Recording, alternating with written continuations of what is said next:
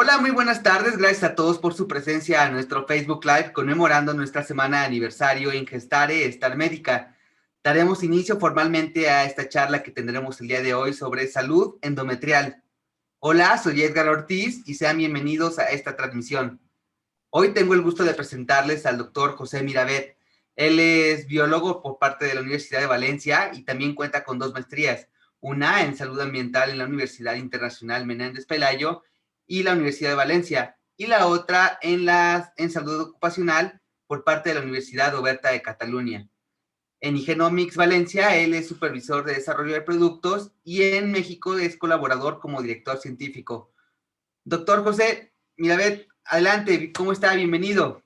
Hola, buenas tardes. Muchas gracias, Edgar. Un placer estar con vosotros, un placer poder colaborar con México una vez más. Como hemos hablado tú y yo previamente, bueno, soy conocedor de México, he estado allí hace exactamente 3 años, estuve durante 4 o 5 meses por ahí, pues desarrollando mi trabajo en Igenomics México y encantado siempre de colaborar para lo que me necesitéis.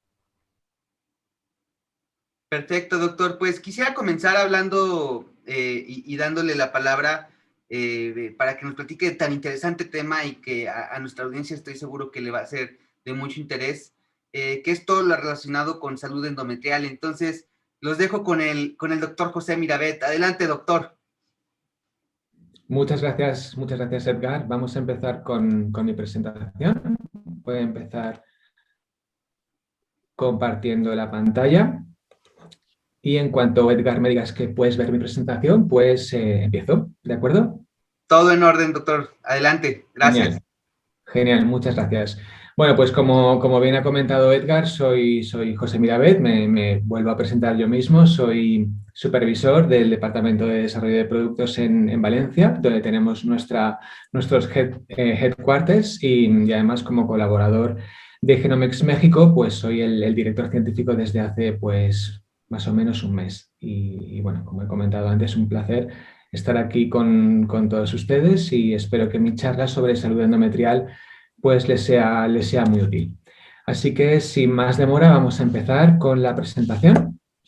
Y para esto vamos a empezar la charla con un par de conceptos básicos para ubicarnos y entender bien la importancia de la salud endometrial. ¿Qué concepto más básico que saber qué es el endometrio?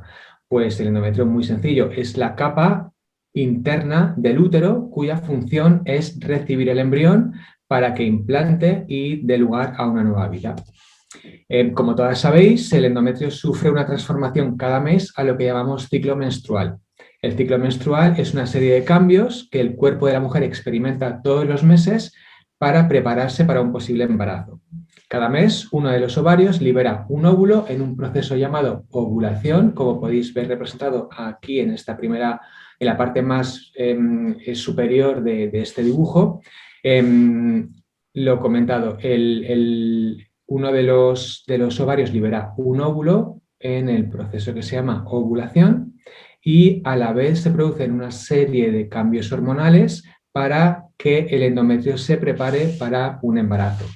Las hormonas más importantes en este proceso son la hormona luteinizante y la hormona folículo estimulante. Ambas son segregadas por la hipófisis y por otra parte tenemos a los estrógenos y a la progesterona, que están representados en esta parte de la gráfica, cuya misión es, por una parte, el estrógeno, su misión es hacer que el endometrio crezca.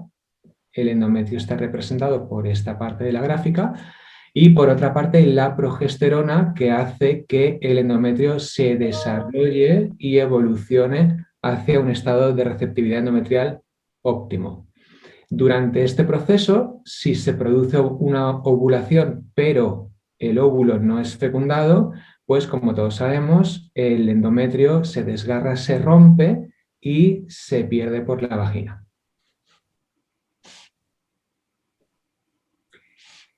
¿Cuál es la contribución materna al embarazo? ¿De qué depende el éxito reproductivo? Pues el éxito reproductivo depende básicamente de que el embrión implante en el endometrio.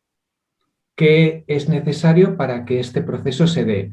Pues por una parte es necesario que el embrión se vaya desarrollando hasta el momento adecuado en que esté lo suficientemente maduro para poder implantar en el endometrio. Por otra parte, el endometrio tiene varios requerimientos necesarios para que ese embrión en el estado adecuado pueda implantar. ¿Qué le puede pasar al endometrio? Pues, o de qué depende que esta implantación sea exitosa. Pues depende, por una parte, de que la composición bacteriana del endometrio sea adecuada, como tenemos aquí representado en esta primera parte de la diapositiva. Depende también de que haya una comunicación adecuada entre la madre y el embrión. En este caso, la comunicación se da entre el endometrio y el propio embrión. Si no hay esa comunicación, la implantación no ocurrirá. También es importante que el endometrio esté preparado, que el endometrio esté maduro y que el endometrio esté receptivo. Y por último, es importante que se dé un proceso llamado decidualización. Este proceso consiste en una transformación morfológica y funcional de la parte interna del endometrio, que se llama estroma, y que controla y regula el proceso de invasión embrionaria, porque el embrión tiene que invadir el endometrio, y también condiciona la formación de la placenta y, por tanto, pues el establecimiento de un embarazo. En esta primera parte de la charla, que se divide en dos partes, básicamente, vamos a hablar de la receptividad endometrial. Entonces, ¿qué pasa si vamos a una clínica de reproducción asistida? ¿Qué pasa si tenemos unos embriones que son buenos? ¿Y qué pasa si esos embriones buenos no implantan? Primero, ¿qué es un embrión bueno? ¿Qué es un embrión de buena calidad? Como pone en la diapositiva.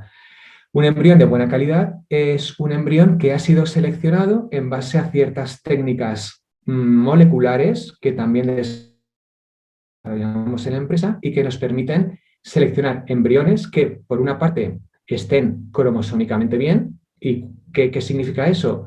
Pues que tengan 23 pares de cromosomas. Si los tienen y están bien, tenemos, por una parte, un embrión cromosómicamente normal. Pero además también tenemos otro producto en la empresa, que no es cuestión de esta charla, pero simplemente para que lo sepan, que selecciona también embriones que no son portadores de ninguna enfermedad genética que pueda ser heredada de los padres. En ese caso, pues tendremos un embrión seleccionado sano o de buena calidad. Entonces, volvamos. ¿Qué pasa? Tenemos un embrión sano, cromosómicamente normal y que no sea portador de ninguna enfermedad hereditaria. El médico, el doctor o la médico va a proceder a hacer una transferencia de ese embrión, pero no ha implantado. ¿Qué ha podido pasar? Pues, entre otras cosas, puede haber pasado que el endometrio no esté preparado o que no se haya hecho la transferencia en el momento adecuado. ¿Por qué? Pues porque, como podemos ver aquí, esto también representa el ciclo menstrual. Aquí estaría el día en el que ocurre la menstruación. En una primera fase, como hemos visto en la diapositiva anterior, tendríamos un crecimiento del endometrio en lo que llamaríamos una fase proliferativa hasta que ocurre la ovulación. Cuando ocurre la ovulación, el cuerpo lúteo, que es la corteza que envuelve al óvulo, el cuerpo lúteo empieza a segregar la progesterona, que es la que hace que el endometrio acabe de madurar. Esta fase se llama fase secretora. ¿Por qué? Porque el endometrio segrega muchas sustancias y muchos productos que hacen que madure. ¿Qué pasa en esta fase? Que sobre la mitad de esta fase, la que llamamos fase secretora media, ocurre la ventana de implantación. ¿Qué significa esto? Que aproximadamente en un ciclo normal, en un ciclo habitual, del día 19 al día 21, esta fase secretora hace que el endometrio esté preparado para recibir el embrión. Esto sería la ventana de implantación, Window of Implantation en inglés, de ahí sus siglas. Entonces, solamente si el embrión maduro y el embrión sano es transferido durante este corto periodo de tiempo, implantará. Si no, el embrión se perderá. Entonces, volvamos a la pregunta, ¿por qué un embrión de buena calidad no implanta? porque a lo mejor no se ha transferido en el día adecuado. Este día adecuado, que como hemos visto estaría entre el día 19 y el día 21 en condiciones estándar, en muchas mujeres está desplazado hacia adelante o desplazado hacia atrás. Entonces, y además también puede resultar que esa ventana de implantación, en lugar de durar 2-3 días, sea muy estrecha. De hecho, tenemos pacientes con una ventana de implantación de solamente 12 horas. Entonces, insisto, ¿qué ha podido pasar? ¿Por qué el embrión no ha implantado? Pues porque se ha transferido en un momento en que la ventana de implantación no estaba abierta o directamente estaba desplazada en el tiempo, hacia adelante 2 días, un día 12 horas o el mismo periodo de tiempo hacia atrás. ¿De acuerdo? Entonces, si el embrión, una vez más, no se ha transferido durante la ventana de implantación, el embrión se perderá y no habrá embarazo.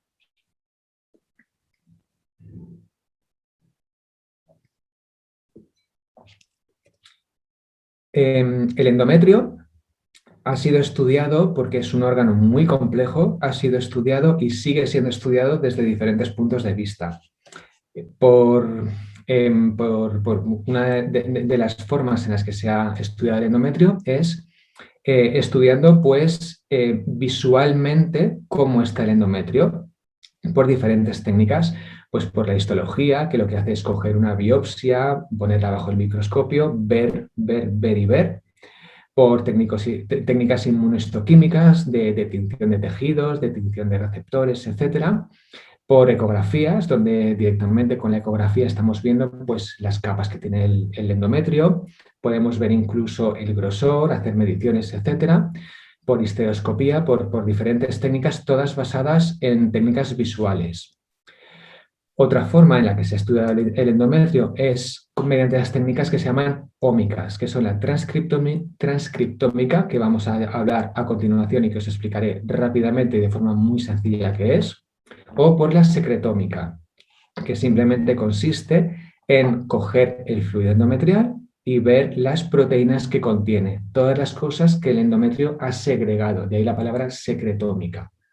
También se han hecho estudios con células madre, ahí no vamos a entrar, y también se han hecho estudios sobre la composición bacteriana del endometrio, y ahí sí que vamos a entrar, pero lo veremos más adelante. Y todas estas piezas conforman lo que decimos, pues lo que llamamos el puzzle del factor endometrial. En el año 2011, nuestro grupo lanzó lo que llamamos el análisis de receptividad endometrial, que se llama ERA, por sus siglas en inglés, una vez más, que es el Endometrial Receptivity Analysis. Y este análisis se basa en la expresión de ciertos genes que están relacionados con la receptividad endometrial. Y además también tuvimos en cuenta para este análisis, para este estudio, los estudios previos hechos en el endometrio, estudios previos de más de 15 años de antigüedad. El ERA lo que identifica es cuando un endometrio es receptivo a través de la expresión de 248 genes seleccionados y proporciona una ventana de implantación para cada una de las pacientes que se hace este test. Esta ventana de implantación es independiente de todas las técnicas visuales que os he comentado antes y se basa exclusivamente en la expresión de esos 248 genes seleccionados. Aquí tenéis un interesantísimo listado con 248 genes. A quien le interese, pues a quien le interese de verdad, por supuesto, podéis ir al artículo científico y ahí están listados. Como os he comentado antes, una de las formas de estudiar el endometrio es a través del transcriptoma, o lo que llamamos ahora mismo firma transcriptómica. Entonces, ¿cómo hacemos un ERA? ¿Cómo analizamos la firma transcriptómica de una paciente? Pues lo que hacemos primeramente es tomar una biopsia. Tomamos una biopsia del endometrio y mediante lo que llamamos, si podéis ver aquí, firma transcriptómica, analizamos la expresión de 248 genes seleccionados en diferentes momentos receptivos del endometrio. ¿Vale? La firma transcriptómica se diseñó y se definió viendo qué pasaba en diferentes estados del endometrio. Aquí en este dibujo podéis ver, por una parte, esta capa de aquí arriba representaría el epitelio endometrial, que es, si el endometrio es la parte que recubre el útero, la parte epitelial es la parte más externa del endometrio. Por debajo tenemos lo que llamamos estroma, que es la parte de debajo del epitelio, y como veis en este dibujo, aunque bueno, evidentemente es un dibujo que representa lo que hay, en cada fase de receptividad endometrial, pues tenemos una composición diferente del estroma. Esta diferente composición está ligada también a los genes que en cada fase están expresados. Aquí en la fase proliferativa, que sería la fase de crecimiento del endometrio, pues tenemos una composición del estroma, una composición también del epitelio del endometrio y una cierta expresión de los genes que está representada pues, por estos colores que veis aquí. Si el endometrio está en una fase prereceptiva, pues la composición del estroma es diferente, la expresión de los genes es diferente y lo mismo en cada una de las fases. Por ejemplo, aquí vemos que en la fase receptiva tenemos perfectamente identificados los genes y cómo se expresan en ese momento. De ahí que cuando hagamos el test y veamos que los genes se expresan de esta forma que nos interesa, diremos, adelante, esta paciente es receptiva en este momento. Pero si los genes se representan, se expresan de una forma que encaja con la forma prereceptiva, postreceptiva o incluso proliferativa, pues también diremos, no hagamos el transfer en este momento, vamos a hacerlo en otro momento del ciclo. Más adelante veremos un poquito de esto en profundidad. Como os he dicho, nada más empezar esta parte, para hacer un ERA necesitamos una biopsia endometrial. La biopsia endometrial se tiene que tomar en un momento determinado del ciclo. No vale que cojamos una paciente, la sentemos y le digamos vamos a hacer una biopsia en este momento. No, tiene que hacerse en un momento adecuado. ¿Cuándo es ese momento? Pues las pacientes que van a una clínica de reproducción, lo habitual es que para poder ver bien su ciclo menstrual, para poder programar las cosas, en lugar de dejar que su cuerpo emita las hormonas que tiene que emitir y tenga el ciclo menstrual suyo propio, pues lo habitual es que sometamos a esta paciente a un ciclo hormonal sustituido, donde se le van a administrar esas hormonas para poder controlar en cada momento qué está pasando en su ciclo menstrual. Entonces, ¿qué pasa si una mujer quiere hacerse un ERA y va a una clínica de fertilidad y le dicen, bueno, pues vas a hacerte un ciclo HRT, también por sus siglas en inglés? Pues vamos a controlar ese ciclo menstrual. Entonces, en el día 1 del ciclo, la paciente va a tomar estradiol, que son los estrógenos que he comentado al principio de la charla, durante unos días aproximadamente. Esto sería un ciclo ideal. Durante 8 días, más o menos, la paciente va a tomar estradiol. El día 8 de este ciclo se le va a hacer un ultrasonido para ver cuál es el estado de su endometrio. Si este ultrasonido nos dice que el endometrio ya tiene 6,5 milímetros de grosor aproximadamente, aunque hay estudios que dicen que puede tener un endometrio más finito y no pasaría nada, pero bueno, en condiciones estándar, si la paciente tiene un endometrio que ya mide 6,5 milímetros y si además el médico le mide cuál es su contenido en progesterona endógena, o sea, qué nivel de progesterona tiene en ese momento, y vemos que ese nivel es menor de 1 nanogramo por mililitro, entonces empezaremos con el tratamiento de progesterona. ¿Por qué es importante que este nivel de progesterona endógena sea menor de 1 y por qué es importante que el médico lo mida? Porque, como si recordarán, antes he comentado que la progesterona la emite el cuerpo lúteo que envuelve al óvulo. Si la mujer ya ha ovulado, el cuerpo lúteo va a empezar a emitir progesterona y ya será tarde en ese ciclo para continuar con el tratamiento. Entonces, volvemos. Si en el día 8, 9, cuando sea, el endometrio ya tiene el grosor adecuado y además hemos comprobado que la mujer no ha ovulado, En ese momento empezaremos a suministrarle progesterona.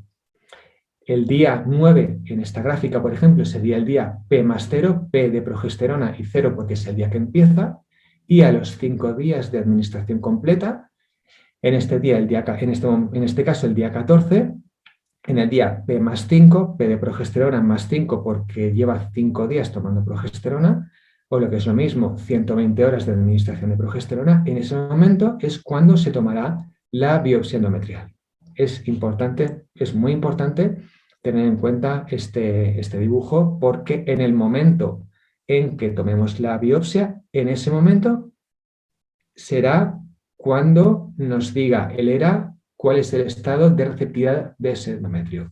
Por ejemplo, si en lugar de tomarlo el día 5 hay algún error, por cualquier motivo la biopsia se toma antes, la mujer no será receptiva, será prereceptiva, porque no ha llegado todavía a las dosis de progesterona necesarias para que el endometrio esté lo suficientemente maduro. Lo mismo si la biopsia se toma días después. La mujer será post-receptiva porque ha pasado ya ese momento. ¿De acuerdo? Es importante tener esto en mente. Bueno, pues el ERA empieza por ahí, por hacer que la mujer, por controlar el ciclo menstrual de una paciente, por tomarle la biopsia, y una vez nos llega la biopsia al laboratorio, pues hacemos una secuenciación. Actualmente el ERA se hace con secuenciación masiva, que es pues, un proceso de laboratorio donde pues, a través de técnicas de biología molecular más técnicas de análisis bioinformático nos permite clasificar y predecir a través de la expresión génica en qué momento está ese endometrio de esa paciente. Entonces, para que os hagáis una idea, esto sería lo que nos daría el algoritmo del ERA. Aquí veis grupos, veis una gráfica con círculos con grupos de colores. Aquí, por ejemplo, en este caso que he cogido para ilustrar, pues la muestra vendría simbolizada por este asterisco y caería dentro de este grupo de muestras. ¿Qué significa esto? Pues mira, aquí en este grupo de muestras, si cae la paciente dentro de este grupo de muestras, pues diremos que su endometrio es receptivo. La paciente está preparada para recibir el embrión. La paciente puede ir en el siguiente ciclo y decir, bueno, estoy preparada, este es mi día. Si la paciente es receptiva, pero la expresión de los genes dicen que es receptiva temprana, le falta un poquito. ¿Qué significa esto? Que en el siguiente ciclo se podrá hacer la transferencia embrionaria, pero tomando 12 horas más de progesterona. Si la biopsia en este caso se ha tomado en P más 5, como he comentado antes, para el siguiente ciclo tendrá que tomarse una dosis más y así llegar al estado de receptividad óptima. Y también puede pasar que la paciente sea receptiva, pero tardía. ¿Qué quiere decir esto? Pues lo mismo, pero justamente al revés. La paciente es receptiva, pero para llegar a ese nivel óptimo de receptividad, en el siguiente ciclo se le recomendará que tome progesterona durante 12 horas menos. Si ha tomado progesterona durante 120 horas, pues en el siguiente ciclo se le recomendará que tome 12 horas menos, 108 horas en este caso.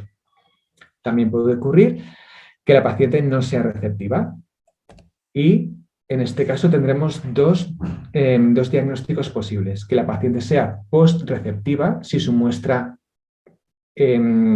simbolizada en el algoritmo cae dentro de este grupo, o que sea prereceptiva.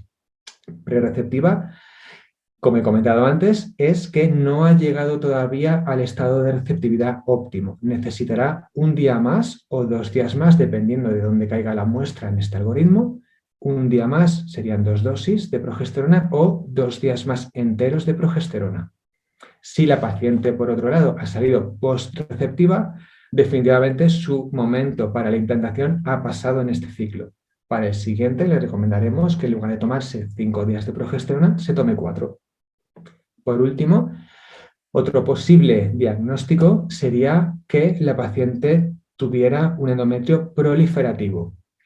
Esto quiere decir que la progesterona no ha hecho efecto, puede decir que no se ha tomado la progesterona, que también es posible, o puede significar también que se le haya dado un tratamiento no adecuado. Pues en ese caso veríamos cuál es el historial médico de la mujer, hablaríamos con el médico y veríamos qué ha podido pasar para que el endometrio de esta mujer pues no haya madurado lo que tiene que madurar. Por supuesto, Igenomix trabajamos con ciencia. Esto es súper importante. Nosotros desde el año 2011 que publicamos el primer artículo, pues hemos publicado más de 20 artículos, no solo nosotros, sino también clínicas y científicos ajenos completamente a la empresa, han publicado artículos relacionados con este análisis. Y un resumen de las muestras que hemos hecho de ERA, pues por todo el mundo, como podéis ver en la imagen, a día de hoy y desde 2011 hemos analizado más de 143.000 pacientes, que se dice pronto, de más de 8.000 clínicas y de más de 200 países de todo el mundo. ¿Dónde está México en todo esto? Bueno, pues recordar que en México, nuestra filial de México empezó a trabajar en 2016. Anteriormente, pues no estábamos presentes en México.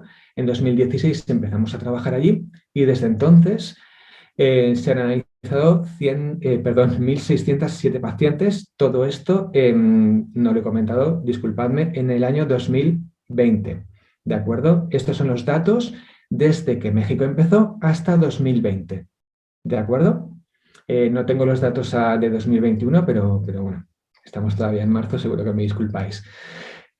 Pues eso, ¿qué representa México dentro del panorama mundial? Pues actualmente un 1,32% de las muestras que analizamos en ERA pues vienen de México.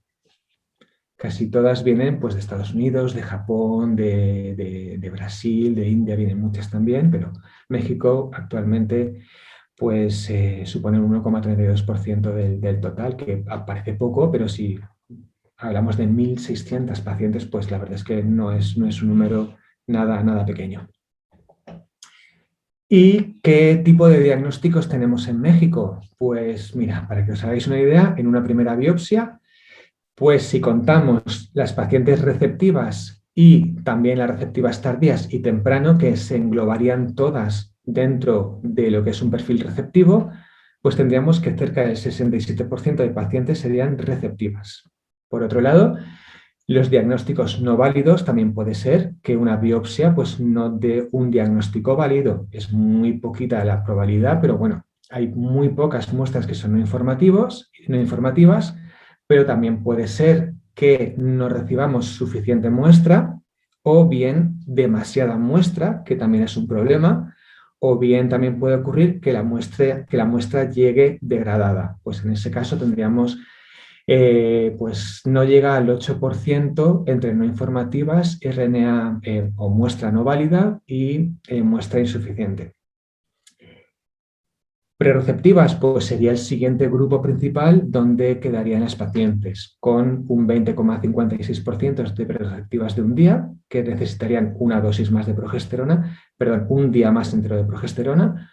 Un 1,32 serían prereceptivas de 2 días, necesitarían 2 días más de progesterona para llegar a ese endometrio receptivo. Un 2,48 de pacientes postreceptivas y, como he comentado antes, las proliferativas ocurren en pocos casos y tenemos solamente un 0,17% de pacientes donde la progesterona no ha sido administrada o no ha hecho efecto o ha pasado cualquier cosa con su tratamiento. Bueno, como he comentado antes, y si recordamos esta imagen, hay otro factor que también contribuye al éxito reproductivo aparte de la receptividad endometrial, que son las bacterias, ese universo invisible que también está presente en la medicina reproductiva. Vamos a hablar un poquito de ellas. Aquí tenemos un estudio que se llama Proyecto del Microbioma Humano y que nos dijo en su momento, esto es de un estudio de 2008, pero bueno, es completamente reciente porque los humanos no hemos variado mucho.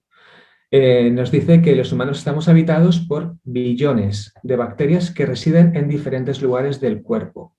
Y aquí en este estudio nos dice cuáles son las bacterias más abundantes que tenemos pues, en nuestras vías respiratorias, en nuestra piel, en el tracto oral, en el tracto gastrointestinal y en la parte que más nos interesa desde el punto de vista de la medicina reproductiva, en el tracto urinario.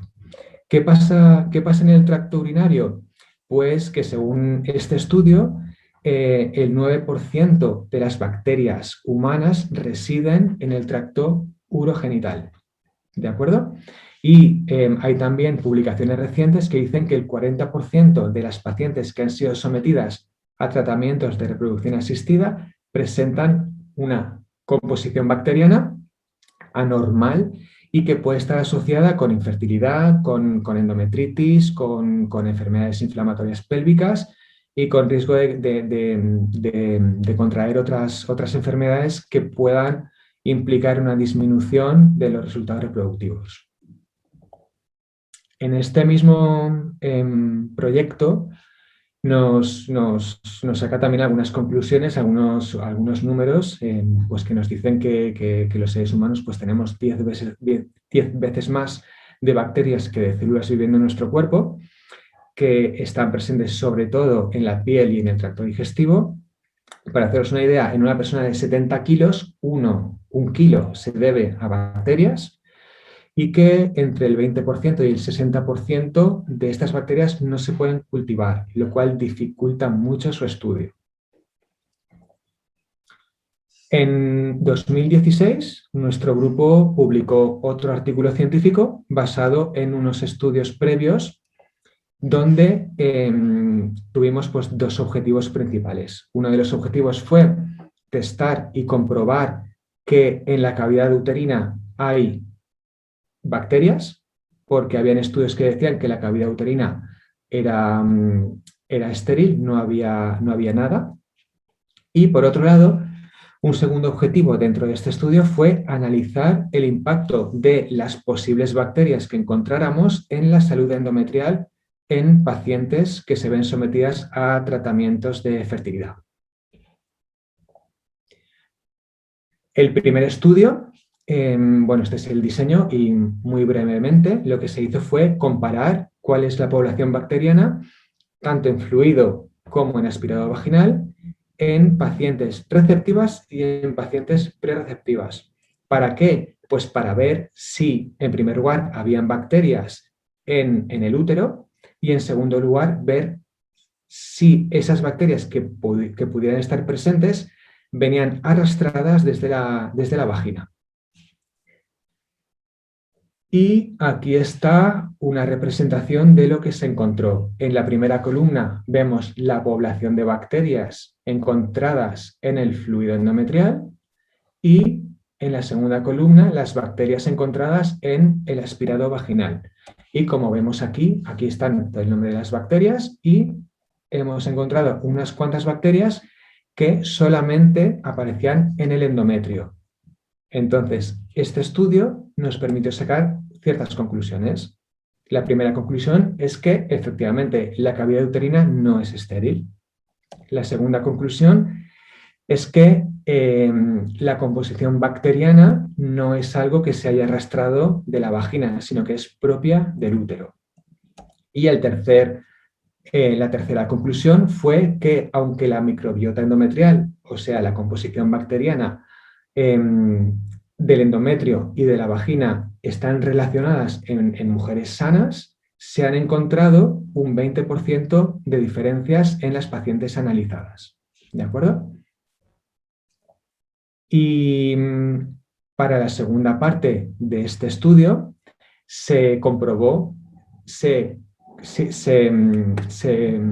comparó cuál es esa composición microbiana con el estado de receptividad de las pacientes. Además, se comparó también con la implantación embrionaria y con los resultados del embarazo. Y muy rápidamente, aquí tenéis los resultados obtenidos. Hay 4 bacterias que destacan, hay 90% de muestras de pacientes donde la composición bacteriana tiene una principal componente, una principal bacteria, que es el Lactobacillus, y hay otras muestras donde la composición de Lactobacillus es pues, menor del 90%. Bueno, ¿cuál es la conclusión de todo este rollo que estoy soltando? Pues muy sencillo, que podemos diferenciar a las pacientes en dos tipos, en dos grupos de pacientes en función de cuáles son las bacterias que tienen en su endometrio.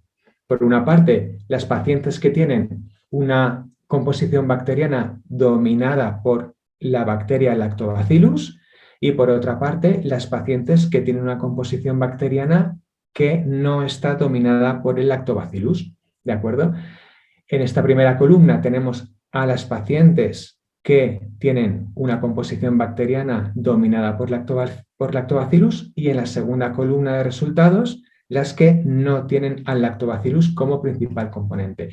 ¿Cuáles son los números más importantes de esta tabla? Pues que en las pacientes con una población bacteriana dominada por Lactobacillus tienen una mejor tasa de embarazo, tienen una mejor tasa de implantación, tienen una mejor tasa de embarazo en marcha, tienen una mejor tasa de niño nacido vivo y además tienen una menor tasa de abortos, con lo cual comprobamos con este estudio que sí, que hay relación entre la composición bacteriana del endometrio y los resultados reproductivos. Aquí veis una vez más estos datos pues, en una gráfica. Aquí tenemos la composición bacteriana de las pacientes que dieron lugar a un bebé, y como veis esta franja azul hace referencia a la proporción de Lactobacillus presente en su endometrio.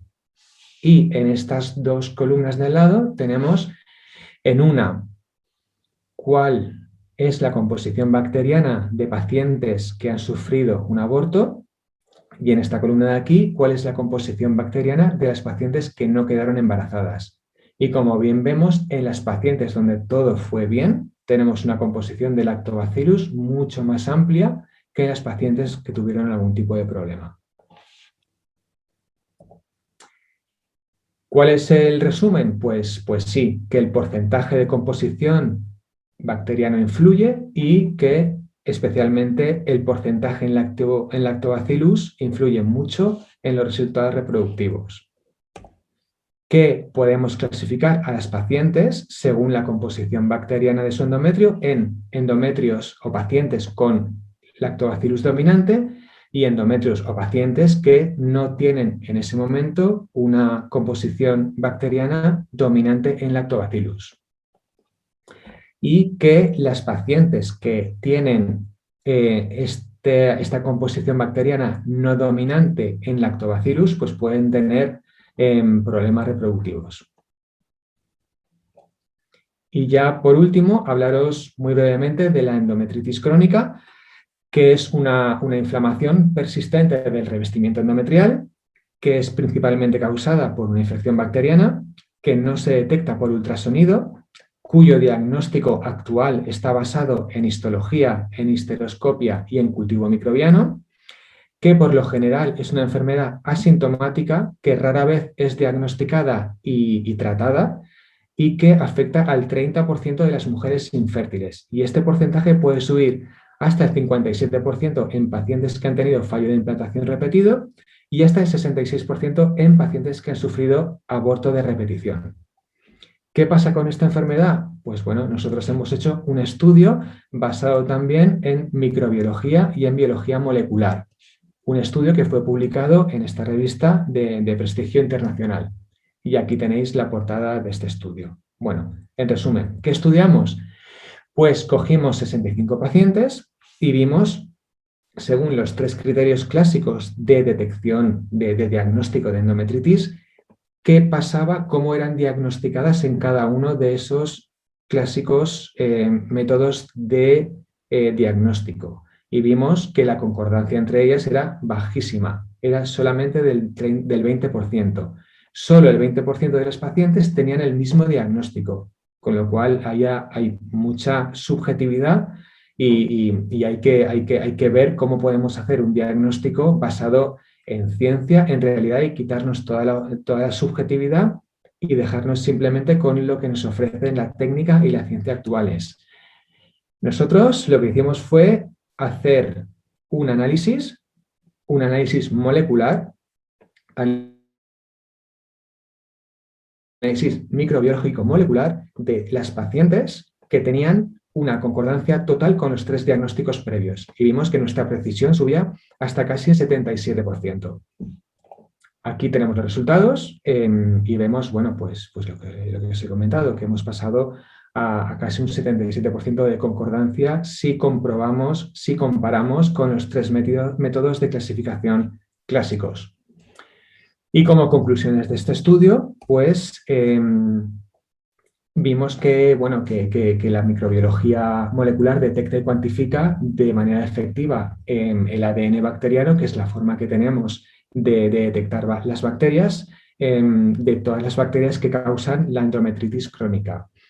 Que además los resultados obtenidos en este análisis mediante secuenciación pues son concordantes con los análisis previos hechos con una PCR y que además podemos detectar bacterias cultivables y no cultivables.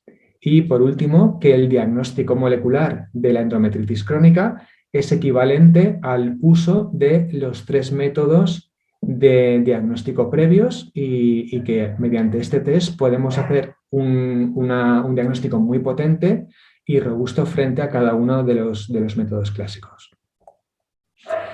¿Qué pasa con todo esto? Vamos a poner todo esto en común y vamos a hacer un diagnóstico 360 de la salud endometrial.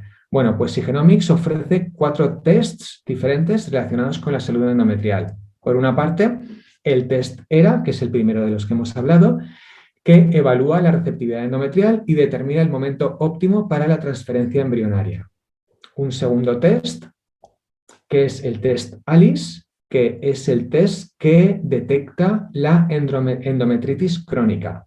Este test detecta las bacterias que causan esta enfermedad y recomendamos también un tratamiento adecuado. Un tercer test que ofrecemos es el EMMA, que es el test que analiza el microbioma entero, la población entera del endometrio y vemos pues cuál es el pronóstico reproductivo más favorable en función de esta composición.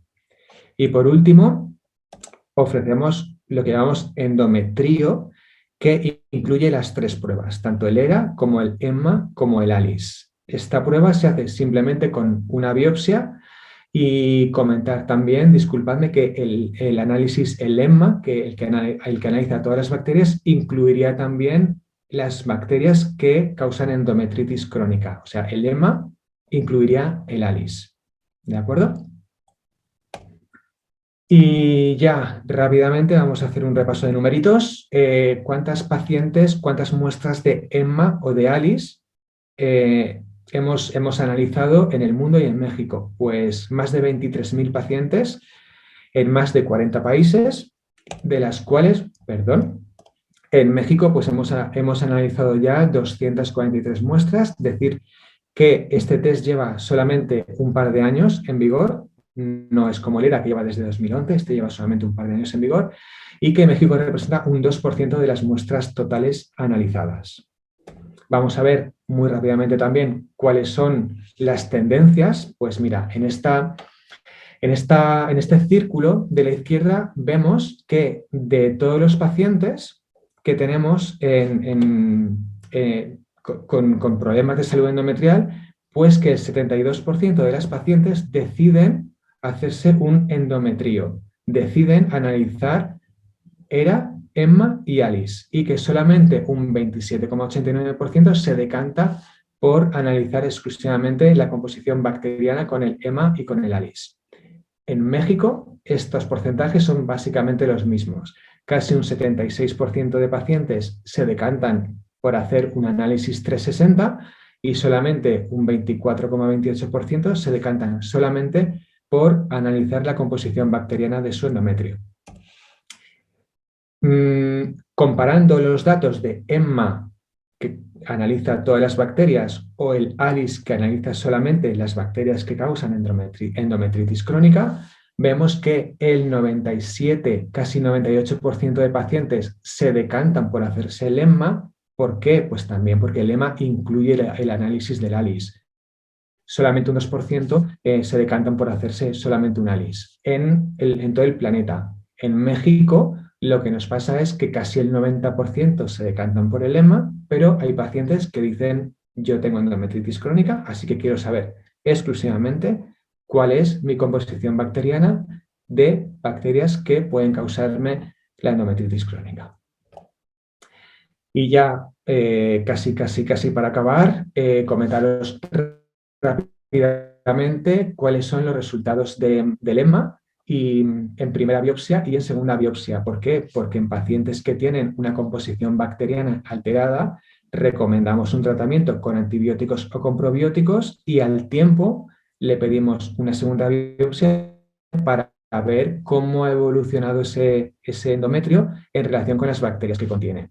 Pues si vemos en primera biopsia y centrándonos solamente en resultados normales, pues tenemos que casi el 39% de pacientes tienen una composición bacteriana normal, Lactobacillus dominante, y en una segunda biopsia, una vez hecho el tratamiento del resto de pacientes, pues casi un 67% tiene ya un endometrio con una composición adecuada para la reproducción. Con el ALICE, pues todavía mejor.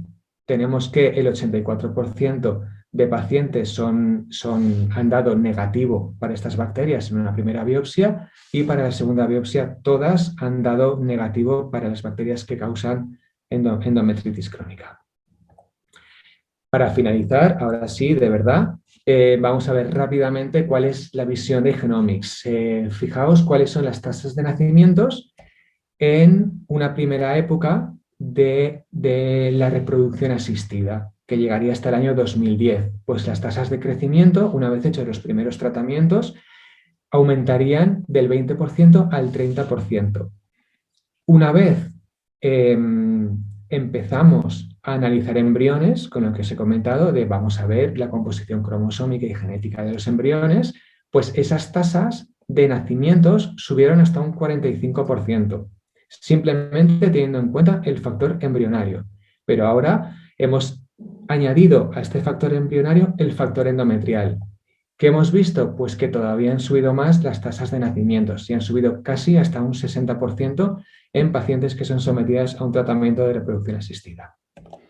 ¿Cuáles son las conclusiones de todo esto? Pues que, en primer lugar, la firma transcriptómica, lo que os he comentado de la expresión de los genes que están relacionados con la receptividad endometrial, la firma transcriptómica de receptividad endometrial, lo que es el ERA, revela que el factor endometrial es responsable de más del 30% de los casos de pacientes con fallo de implantación recurrente, que además una composición bacteriana que no es dominante en Lactobacillus se relaciona con resultados reproductivos peores que si la paciente tiene un endometrio dominado por Lactobacillus.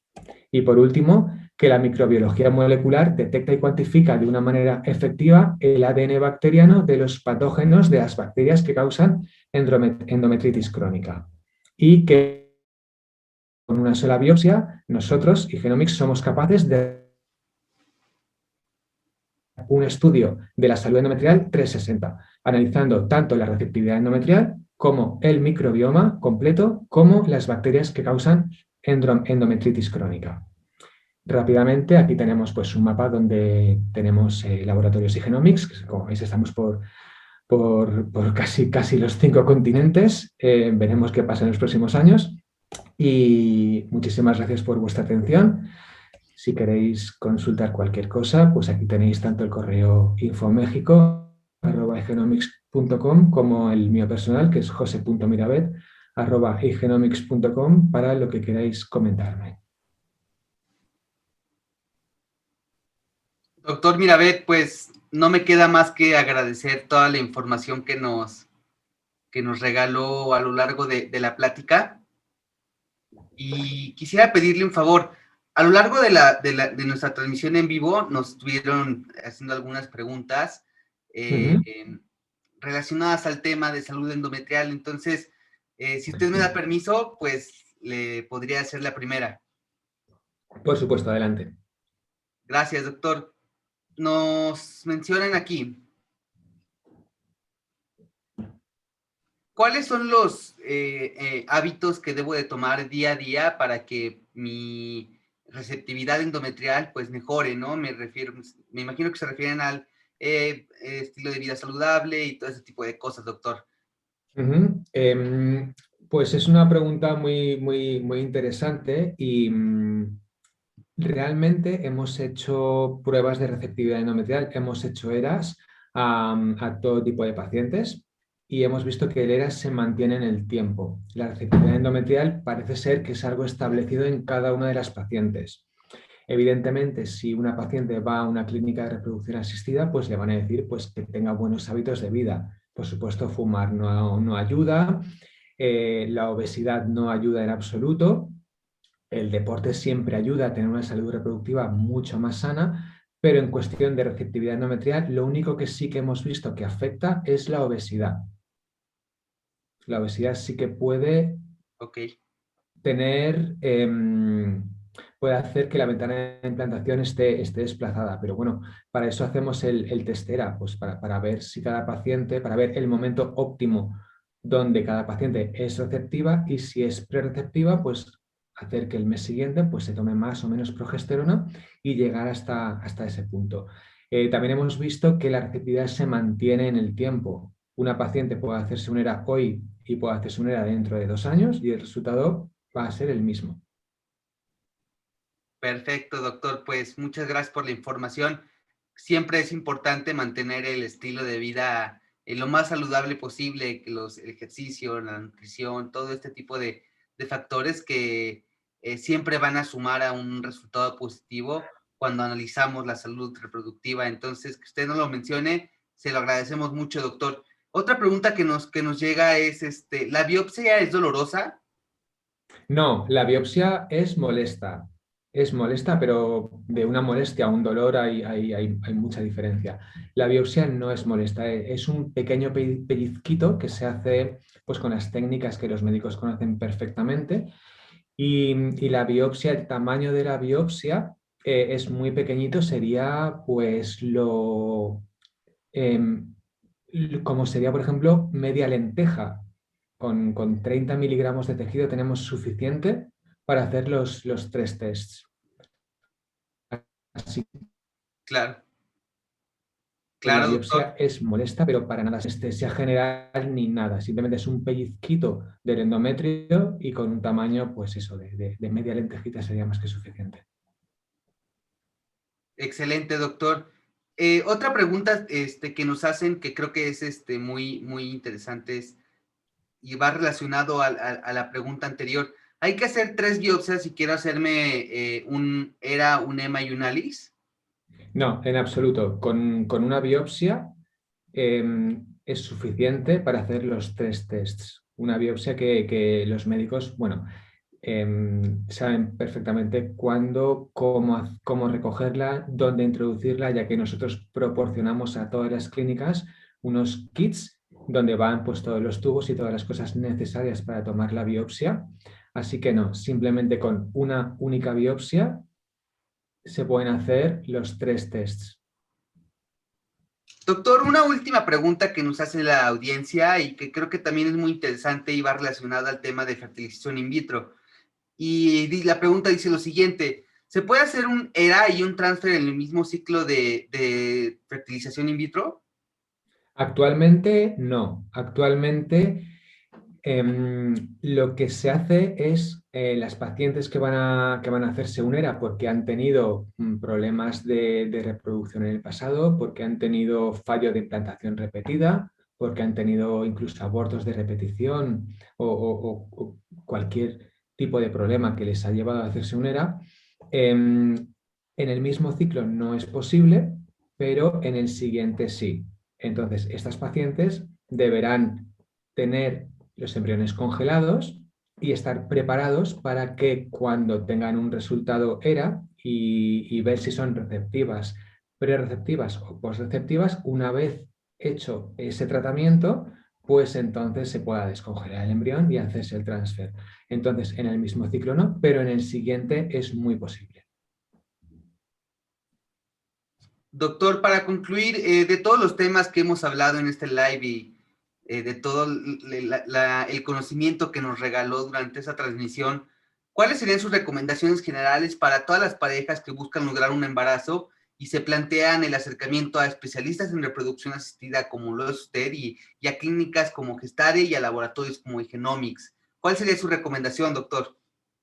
Pues mi recomendación principal es que estén bien asesorados, que sean muy sinceros con los profesionales, con los biólogos de la reproducción con los que van a estar en contacto, que hagan caso a todas las recomendaciones. Si tienen que tomar las pacientes, pues en el caso que estamos hablando, en el caso de salud endometrial, en el caso de un ERA, si tienen que tomar progesterona cada 12 horas, que lo hagan estrictamente y que bueno, estamos haciendo mucho trabajo y muchos esfuerzos para que las pacientes y los pacientes, claro, puedan tener un niño sano en casa. Entonces, esto se tiene que traducir en aportar por nuestra parte mucha ciencia, tanto a las parejas como a las clínicas, pero las parejas también tienen que poner de su parte. Pues somos conscientes de que hay tratamientos que son caros. Entonces, pues es importante que esta gente ponga, que estas pacientes y pacientes pongan de su parte y que tengan también presente que nuestra misión es esa, que se vayan con un bebé. Entonces, ¿es caro? En ocasiones puede resultar caro, pero si tenemos en cuenta el tiempo, las indicaciones para hacerse cada test y la carga psicológica incluso que puede suponer tardar mucho o incluso no llegar a conseguir tener un bebé, pues esto compensa, esto compensa. Y los estudios que hacemos en Igenomics, tanto de endometrio como análisis embrionario y muchos otros que hacemos, pueden ayudar a que estos tiempos se acorten, a que no olvidemos que la fertilidad de la mujer a partir de los 35, 36 empieza a caer en picado y bueno, esa es mi recomendación, sobre todo que estén muy bien asesorados, que pongan de su parte y que tengan en cuenta que a pesar de que ciertos tratamientos son caros, valen la pena porque hacemos realidad los sueños de muchas parejas y cada vez que en la empresa recibimos un correo de una paciente que ha dicho, mira, llevo 5 años intentando quedarme embarazada, no lo he conseguido, tenía un problema y mi problema era que tenía la ventana de implantación desplazada, me hice un ERA, el siguiente ciclo me transfirieron el embrión 2 días más tarde que lo han estado haciendo durante 5 años y me he quedado embarazada. Es precioso y eso nos da la vida también a nosotros, porque vemos que detrás de tanto esfuerzo científico y clínico, pues ver resultados así es muy bonito, de verdad. Doctor, creo que no lo pude haber dicho mejor. La unión de esfuerzos, tanto clínica como laboratorio y pacientes, enfocados, orientados a un mismo sueño, hacen cosas maravillosas, ¿no? Entonces, que nos regale todo esto mediante esta transmisión en vivo y que se lo regale a toda la gente de Gestare, pues es invaluable. No me queda más que agradecer a usted, doctor, y a toda la gente que nos acompañó en esta transmisión, en este Facebook Live de Gestare Estar Médica. No olviden seguirnos en nuestras páginas de redes sociales. En nuestro Instagram nos encuentran como @Gestare Estar Médica y en Facebook como Gestare Estar Médica. Recuerden que tenemos beneficios exclusivos por nuestra semana de aniversario. Si tienen alguna pregunta, nos pueden escribir por WhatsApp al 614-184-4338. Al 614-184-4338. Doctor, un último comentario, una despedida para la gente que nos vio. Muchísimas gracias a todos por vuestra atención. Cualquier duda que tengáis relacionada con la medicina de la reproducción, por favor, poneos en contacto con nosotros o con Gestare. Agradecer mucho a Gestare la oportunidad de volver a estar en México, de que Genomics esté presente en vuestro aniversario. Enhorabuena y nada, seguid trabajando duro y muchas gracias a todo el mundo por estar ahí. Gracias, doctor. Gracias a todos ustedes. Yo soy Edgar Ortiz y muchas gracias. Espero que tengan una excelente tarde. Nos vemos en la próxima.